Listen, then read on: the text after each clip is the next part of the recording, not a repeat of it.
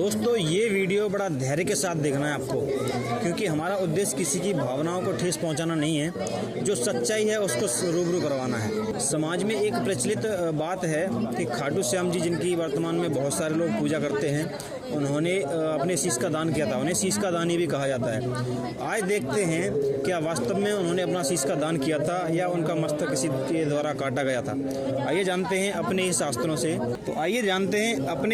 से। यह है स्कंद पुराण, संक्षिप्त स्कंद पुराण है, code number 279, Gita Press Gorakhpur से प्रकाशित है।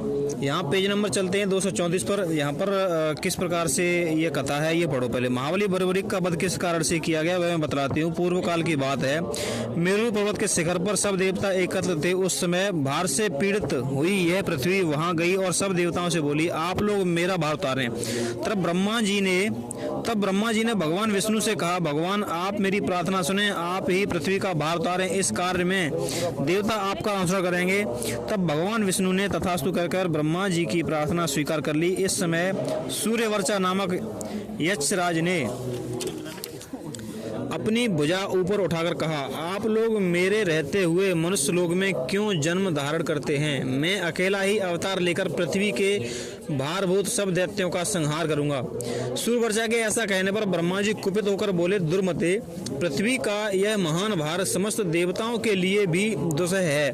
उसे तू मोहवश केवल अपने ही द्वारा साध्य बतलाता है। मूर्ख, पृथ्वी का भार उतारते समय जब युद्ध का आरंभ होगा उस समय श्री कृष्ण के हाथ से तेरे शरीर का नाश होगा, इसमें संशय नहीं है। ब्रह्मा जी के द्वारा श्राप प्राप्त होने पर ही उनका सर काटा गया था। अब किस प्रकार काटा गया था ये और जान लो आप। यहाँ देखो पूरा प्रकरण आप पढ़ लेना, मैं थोड़ा सा बता रहा हूँ। बर्बरीक ने ज्यों ही उपर्युक्त बात कही त्यों ही श्री कृष्ण ने कुपित होकर अपने तीखे चक्र से बर्बरीक का मस्तक काट गिराया।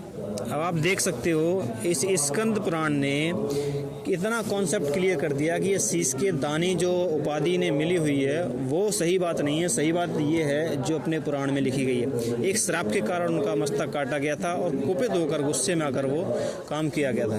तो निष्कर्ष ये है कि किसी की सुनी सुनाई बातों पर ध्यान न दे करके अपने सदग्रंथों को पढ़िए, तब जानिए वास्तविकता क्या है। कोई आपसे कुछ भी कह देता है, आप उसको मान लेते हो और अंधश्रद्धा भक्ति यहीं से स्टार्ट हो जाती है।